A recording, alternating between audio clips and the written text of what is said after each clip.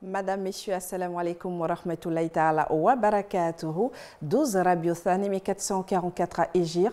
Bienvenue dans votre édition, les principaux titres.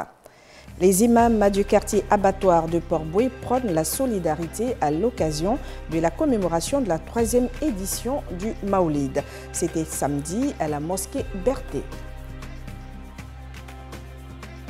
Également au sommaire, ce sont 50 arbres GAF qui ont été offerts à la Côte d'Ivoire par les Émirats arabes unis dans la commune d'Abobo, un geste pour solidifier leurs relations. À l'international, les relations tumultueuses entre Kigali et Kinshasa continuent. Ce matin, les autorités rwandaises accusent la République démocratique du Congo d'avoir violé son espace aérien. Merci de vous informer sur la télévision Al-Bayan. Commémoration de la naissance du messager d'Allah, Mohammed sallallahu alayhi wa sallam, l'Union musulmane des associations et ONG féminines de Côte d'Ivoire, UMAOFSI, a organisé sa 2e édition du Maoulid des enfants. C'était samedi à Koumassi, à Wakoulibaly. Contrôle de kits d'entrée suivi de remise de kits à chaque enfant, l'UMAOFSI a mis les bouchées doubles pour faire vivre un événement exceptionnel aux milliers d'enfants venus célébrer la naissance du messager d'Allah. Sa nourrice s'appelait Halima, Sadia. On l'appelle très fort. Qui a gagné? Ce sont les filles ou les garçons? On attend. Elles sont premières. Ils sont premiers. Les représentants du Cheikh Aïma Ousmane Diakité et du parrain Sissé Ibrahim Bakongo ont salué les efforts des membres de l'UMAOFSI dans l'éducation des enfants musulmans. Oh maman, merci beaucoup. Merci beaucoup. Merci beaucoup pour l'élévation de nos enfants. Ce n'est pas ma parole, c'est la parole du ministre Sissé Ibrahim Bakongo qui vous remercie à ma voix. Chers frères, chers sœurs, sachons que l'enfant est un dépôt. Or, nous en avons la responsabilité. Et Allah subhanahu wa ta'ala est propre à rétribuer. Théâtre, prestations artistiques et autres jeux ont meublé ce Maoulid dédié aux enfants qui ont manifesté leur joie. J'apprécie le théâtre, leur façon de faire les choses, j'apprécie vraiment, j'aime. J'ai trouvé ça très bien, ça s'est bien passé par la grâce de Dieu, Inch'Allah. Qu'est-ce que tu as aimé? J'ai aimé tout ici, j'ai tout aimé, ça s'est bien passé. Globalement, le bilan est positif. Déjà par vraiment l'arrivée massive des enfants. Et ils étaient vraiment très heureux d'être avec nous. Et en cela, je remercie Allah subhanahu wa ta'ala.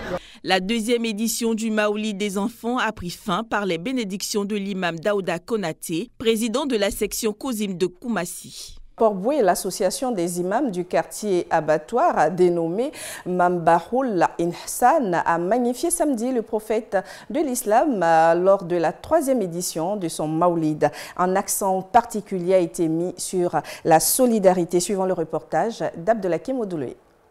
C'est la mosquée Berthet qui a servi de cadre à cette commémoration de la naissance du prophète Mohammed sallallahu alayhi wa sallam. Une cérémonie marquée notamment par une conférence prononcée par l'imam Traoré Ahmed Tigane. Le guide religieux a entretenu son auditoire sur la solidarité, facteur de stabilité dans la société. Et avec la solidarité, on va atteindre l'objectif de l'islam. Chacun, on va s'entre-aimer et on va s'entre-aider encore. Et la vie sera harmonieuse, on va vivre comme une vie paisible, comme le thème le mentionne, comme de la stabilité dans la société. Les amoureux du prophète Mohammed sallallahu alayhi wa sallam n'ont pas voulu se faire compter cette journée de prière et de souvenirs. Une initiative encouragée par le directeur de la grande mosquée de Port-Boué, par ailleurs président communal du Kozim. Moi, en tant qu'adjoint du Cheikh Farouk, demandé d'être ici pour leur témoigner de l'affection de ce que le Cheikh Farouk demandait est avec eux, et pour leur dire qu'Inch'Allah nous sommes contents vu cette mobilisation. C'est une façon pour nous de faire véhiculer le message du Kozim. Voilà, tout ce que nous faisons, c'est véhiculer le message du Kozim pour demander à nos parents le savoir-vivre. Nous demandons à Allah subhanahu wa ta'ala de nous donner tous la bonne santé et la guidance dans le droit chemin. Et nous demandons à Allah subhanahu wa ta'ala de donner la stabilité. Comme nous prêchons la cohésion et la stabilité dans la sous-région, ici en Côte d'Ivoire, il y a beaucoup de pays limitrophes de la Côte d'Ivoire qui sont menacés par les phénomènes. Donc nous demandons à Allah subhanahu wa ta'ala d'éteindre ce feu animé par nos ennemis, Inch'Allah. Le parrain de la cérémonie, El Hadj Mokhtar Traoré, par la voix de son porte-parole, Alassane Camara, s'est félicité du choix de sa personne. L'association Mambaoul Insan, ou source de la bienfaisance, regroupe 24 mosquées et plus de 60 imams de la zone de l'abattoir dans la commune de Port-Boué. Après Port-Boué, c'est la commune du Trècheville qui a accueilli la fondation Cœur d'Ange pour la commémoration de la naissance du prophète Mohammed sallallahu alayhi wa sallam. C'était samedi à la Bourse du Travail. Amara Diarasouba, Abdoulaye Modouloé et Dimondé Bouaké.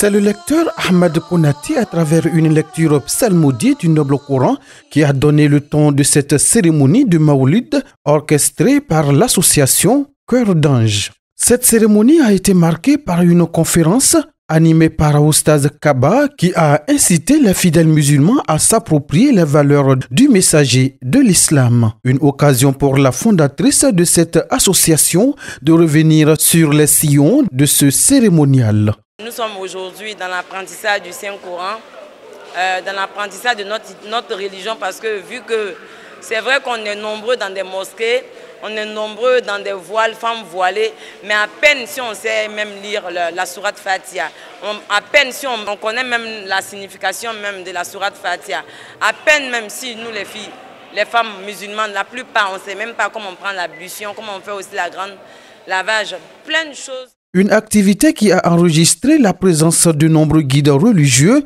et des autorités municipales qui ont salué et encouragé cette initiative, selon eux, remplie d'enseignements islamiques. Nous sommes venus parler de l'islam et de Mahomet, le prophète, sallallahu alayhi wa sallam. Je tiens à dire merci à Fanta Diabaté, qui est ma fille, Adja Fanta, qui a pensé à ma modeste personne pour que ensemble, on vient parler du prophète. Et c'est un plaisir pour moi. Le ministre nous a permis d'être là ce soir et il a insisté et nous a demandé de venir assister cette jeune fille qu'il considère comme être sa fille pour l'initiative qu'elle vient d'avoir.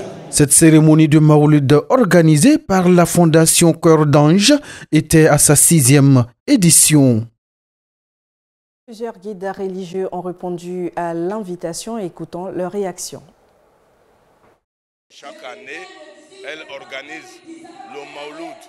Mais le Mauloud de Fanta Diabaté, Cœur d'Ange, est basé sur la lecture coranique.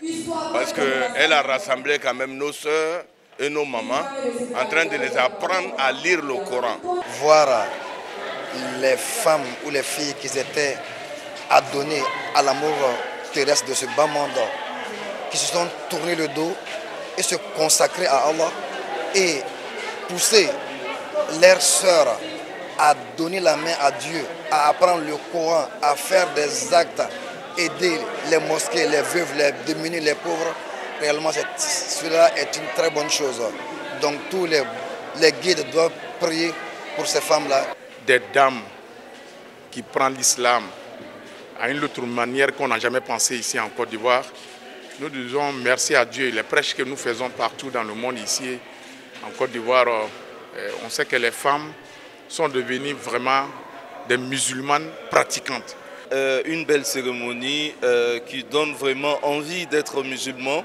Et quand nous voyons aussi notre sœur Adja Fanta Diabaté, nous disons Alhamdulillah Rabbil Alamin, l'islam n'abandonne personne. Elle a un passé, mais elle s'est inspirée de son passé, fait un repenti sincère, revenir à Allah et fait aussi sa partition à la promotion de l'islam. Parlons reboisement avec les Émirats arabes unis qui offrent 50 arbres GAF à la Côte d'Ivoire. Une action qui s'inscrit dans le cadre de la célébration des 50 ans de coopération avec l'Afrique. Il s'agit également de lutter contre la désertification et d'améliorer le cadre de vie des populations. La cérémonie s'est tenue vendredi dans la commune d'Abobo en présence de la ministre des Affaires étrangères, Kandia Camara, suivant le reportage de Kanate Kasso. Planter un arbre pour témoigner l'excellente coopération entre les Émirats arabes unis et l'Afrique, particulièrement la Côte d'Ivoire. Le GAF est un arbre qui vient d'un milieu naturel aride et sec, symbole de résistance et de résilience. Pour la chargée d'affaires Najla Al-Raïs, il s'agit d'un investissement des Émirats arabes unis au profit des générations futures. Planting these trees signifies an investment for the UAE. C'est à l'ombre de cet arbre que se retrouvent les membres de la société. Cela a renforcé l'unité et la tolérance et le vivre ensemble. Planter donc ces arbres est un investissement pour les Émirats arabes unis et ses partenaires au profit des générations à venir au fil des temps. Réceptionnant ces arbres, la maire d'Abobo, par ailleurs ministre des Affaires étrangères, a remercié les Émirats arabes unis dont l'initiative contribue à l'embellissement de la commune d'Abobo. Kandia Camara s'est engagé à améliorer le cadre de vie des populations. L'arbre n'est plus seulement source de vie. Il est aussi et surtout un indicateur de conscience citoyenne. En ces temps-ci, où notre planète est agressée, planter un arbre devient l'acte fondateur d'un nouvel humanisme. Je m'adresse à toute la population d'Abobo, mais surtout, je m'adresse à la jeunesse d'Abobo. Prenez soin de ces arbres que nous plantons ici, aujourd'hui, ensemble. Et je compte sur vous. Est-ce que je peux compter sur vous pour prendre soin de ces arbres, pour les entretenir? Nous sommes d'accord? D'accord. Depuis sa création, il y a plus de 50 ans, l'État des Émirats arabes unis contribue à bâtir des ponts de coopération et de communication avec ses partenaires du continent africain, dont la Côte d'Ivoire. Le comité de gestion locale du parc national de Itaï a tenu sa 3e session ordinaire pour l'exercice 2022. C'était le 27 octobre dernier à Méagui en présence du directeur général de l'Office ivoirien des parcs et réserves. Un bilan jugé satisfaisant pour le directeur général de l'OIPR, Diomandé Bouaké. Cet atelier a permis au comité de gestion locale et les partenaires du parc national de Taï de faire le bilan du 3e trimestre du bilan d'opération 2022 de la direction de zone sud-ouest de l'Office ivoirien des parcs et réserves OIPR. Un bilan jugé satisfaisant, à en croire le directeur général de l'OIPR. Vous avez pu constater qu'aujourd'hui nous sommes à près de 76% de performance. Ça veut dire que l'ensemble des activités sont exécutées à bonne date. Donc l'objectif recherché, c'est que toutes les parties prenantes soient au même niveau d'information. Et puis s'il y a des inerties ensemble, nous décidons de ce qu'il faut faire. Et vous avez pu le constater au cours de cette session. Nous avons pu valider des micro-projets en faveur des populations qui vivent à la périphérie. Le nombre total, c'est 34 qui ont pu être validés, mais il y a 2 qui sont encore en suspens. Un avec des conditionnalités et un autre projet que nous avons demandé qu'on puisse changer pour qu'on puisse apporter l'appui nécessaire aux populations riveraines. Ces résultats sont le fruit des actions du comité de gestion locale CGL du parc national de Taï. J'en ai toujours été heureux et satisfait parce que tout ce que nous avons fait ont participé à mener, à contribuer aux performances du parc national de Taï, que j'espère vont se poursuivre. Avec un taux d'exécution effectif de 54% contre 71% attendu et une performance globale de 76%, la gestion du parc national de Taï a connu une évolution au fil du temps vers une forme ouverte d'analyse et de prise de décision.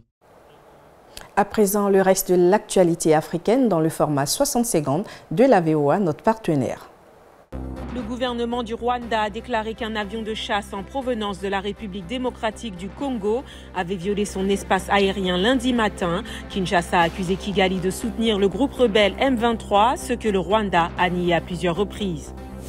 Des responsables du gouvernement fédéral éthiopien et des autorités rebelles de la région du Tigré discutaient lundi à Nairobi des modalités du désarmement des troupes rebelles prévues par l'accord de paix signé le 2 novembre. Au Sénégal, un journaliste directeur d'un site d'information critique du pouvoir a été placé en garde à vue dimanche à Dakar par la police qui lui reproche la diffusion d'une information de nature à nuire à la sécurité et à occasionner des troubles, a indiqué son avocat. Des petits agriculteurs en Afrique et en Asie vont bénéficier d'un don de 1,4 milliard de dollars de la fondation Bill et Melinda Gates pour les aider à s'adapter au changement climatique, a annoncé lundi l'organisation philanthropique lors de la COP27. C'est la fin de cette édition. Merci de votre aimable attention. Retrouvez cette édition sur le replay de votre application, votre plateforme IP et bonne suite de programmes sur votre chaîne. Wassalamu alaikum wa rahmatullahi wa barakatuh.